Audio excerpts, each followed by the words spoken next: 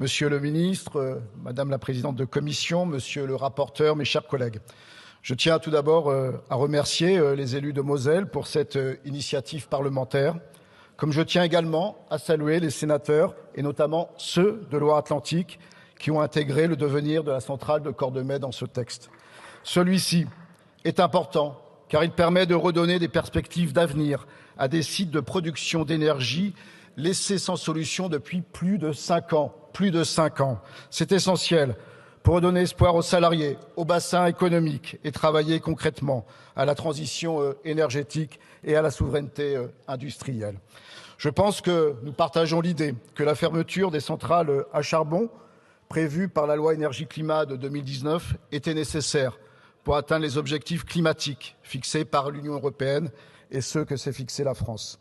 Mais, initialement prévue pour le début de l'année 2022, celle-ci a dû être reportée en raison des menaces qui pesaient sur la sécurité d'approvisionnement de notre pays, ainsi qu'à l'indisponibilité importante du parc nucléaire cette année-là.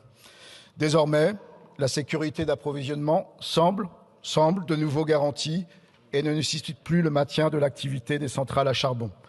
Notre pays prévoit donc la cessation totale de ce combustible fossile d'ici à 2027.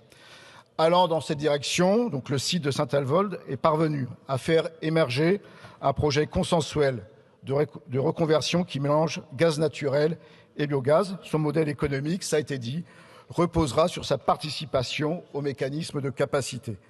Le maintien de cette centrale dite reconvertie sur son territoire va contribuer à la transformation de son bassin industriel, faciliter l'implantation de nouveaux projets, contribuant ainsi à participer au dynamisme économique local.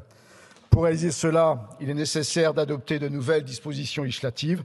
C'est pour cela que nous étudions ce texte dans cette Assemblée et que nous, socialistes et apparentés, voterons pour ce texte.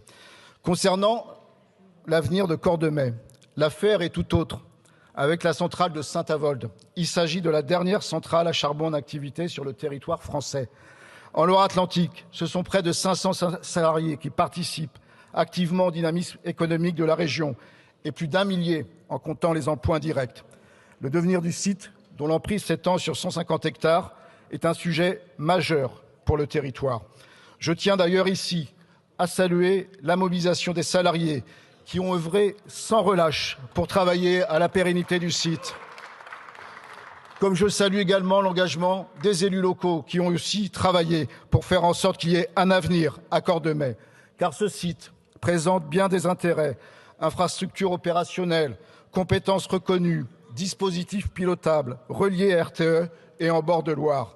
Les salariés ont mis beaucoup d'énergie dans le projet Ecocombust. Malheureusement, balayé d'un revers de main par EDF, et alors que le président de la République s'était engagé le 24 septembre 2023 à la conversion des centrales à charbon à la biomasse. La parole présidentielle aura donc été bafouée par une entreprise détenue à 100% par l'État. Un comble. Il est désormais temps de contraindre l'opérateur à concevoir un projet en adéquation avec son territoire. Et si l'article 4 de cette proposition de loi le formalise, ce n'est pas là une nouveauté. Cette demande était déjà inscrite dans le pacte de Cordemais de 2020, signé entre l'État et les collectivités pour assurer l'avenir économique, social et écologique du territoire. Et ce pacte demandait à EDF de s'engager dès 2022 pour proposer des projets alternatifs. Il n'en a rien été. Espérons qu'un texte de loi aura plus de poids que la signature d'un pacte. Quant à l'annonce de l'implantation d'une usine Framatome pour nous faire passer la pilule, elle ne peut pas être une alternative. Ce projet d'usine de fabrication de tuyaux destinés au réacteur nucléaire EPR2 n'est en rien une activité de production d'énergie. Les compétences humaines qu'elle nécessite sont sans rapport avec celles d'une centrale et seuls 200 emplois sont annoncés. Monsieur le ministre, je m'adresse à vous, ce site doit rester un site de production d'énergie. Et si dans la rédaction de cet article 4, rien n'impose à EDF la réalisation du plan qu'il devra présenter au plus tard au 31 décembre 2026, les salariés du site comptent sur vous et sur nous pour obliger EDF à tenir ses engagements. Ce site présente un potentiel de reconversion réel, que cela soit via la biomasse, l'hydrogène ou encore avec l'éolien offshore. Monsieur le ministre, il vous appartient donc d'aller au bout de vos engagements et de trouver une solution convenable pour les 500 emplois de Cordemais baladés depuis des années sans certitude sur leur sort. Je vous remercie.